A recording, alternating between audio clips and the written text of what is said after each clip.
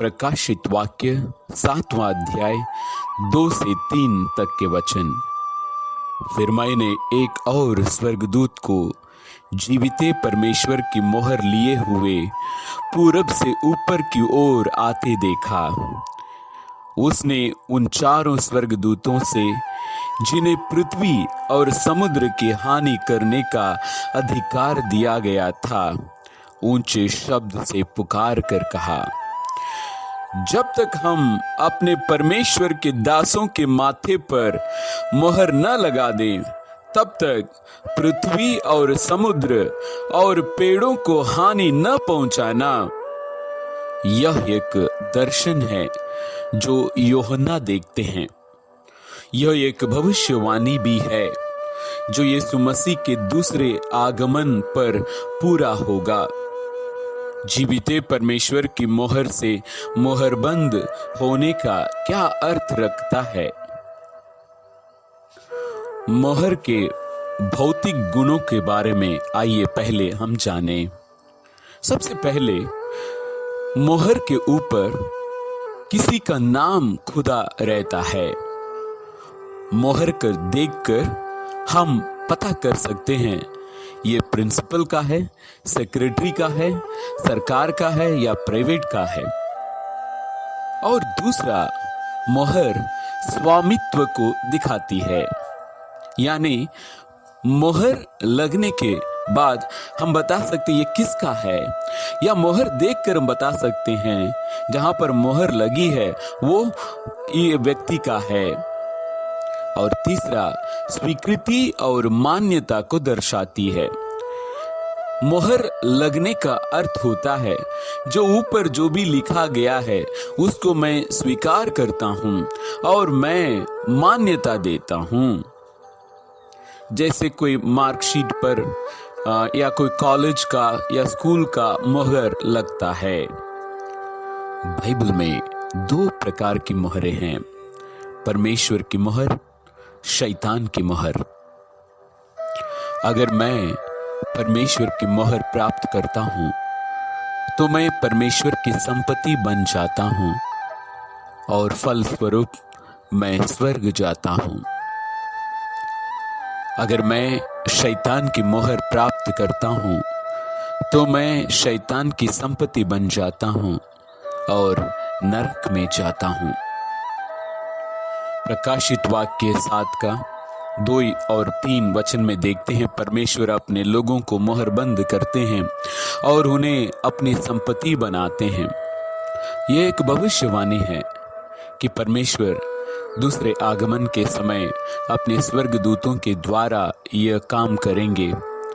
और हमारी आशा और प्रार्थना है कि यह जीविते परमेश्वर का मोहर आप पर और हम पर लगे। सबसे पहले इस मोहर पर क्या लिखा रहता है हम देखेंगे। प्रकाशित वाक्य 14 का 1। फिर मैंने दृष्टि की और देखो, वो मेमना सियोन पहाड़ पर खड़ा है और उसके साथ 1,44,000 जन हैं, जिनके माथे पर उसका और उसके पिता का नाम लिखा हुआ है। यीशु मसीह 1,44,000 लोगों के साथ सियोन पर्वत पर खड़े हैं और जो लोग खड़े हैं उनके माथे पर उसका नाम यानी यीशु मसीह का नाम और उसके पिता का नाम यानी परमेश्वर का नाम लगा है। यूहन्ना 1 अध्याय का 1 वचन, आदि में वचन था और वचन परमेश्वर के साथ था और वचन परमेश्वर था।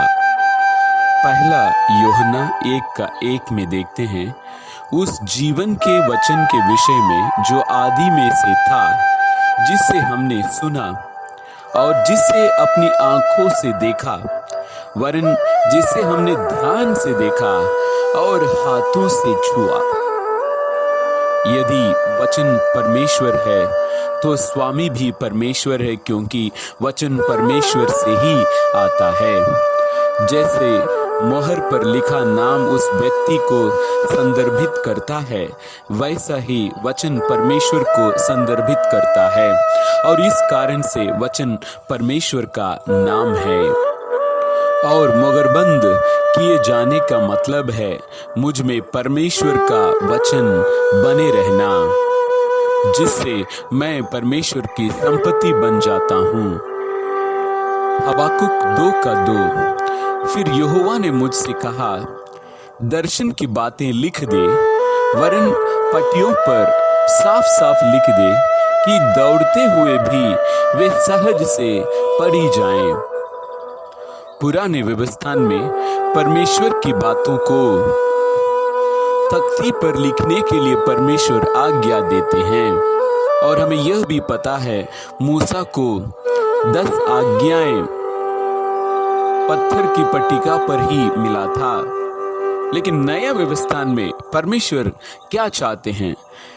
परमेश्वर चाहते क्या है कि कहां पर उनका नियम, उनका वचन लिखा जाए? इब्रानियों 8:10।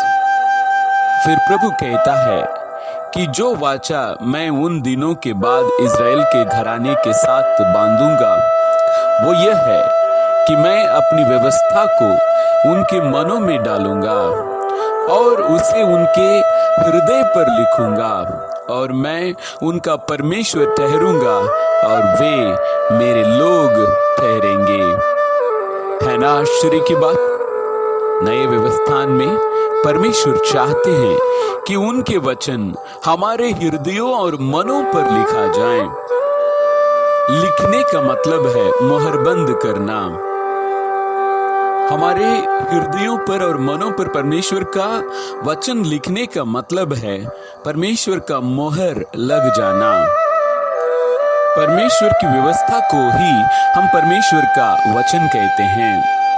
जब मैं परमेश्वर की व्यवस्था यानी परमेश्वर के वचन से मोहरबंद किया जाता हूँ तो परमेश्वर की संपत्ति बनता हूँ और परमेश्वर कहते हैं उसके पास मेरा वचन है, इसलिए वो मेरी संपत्ति है।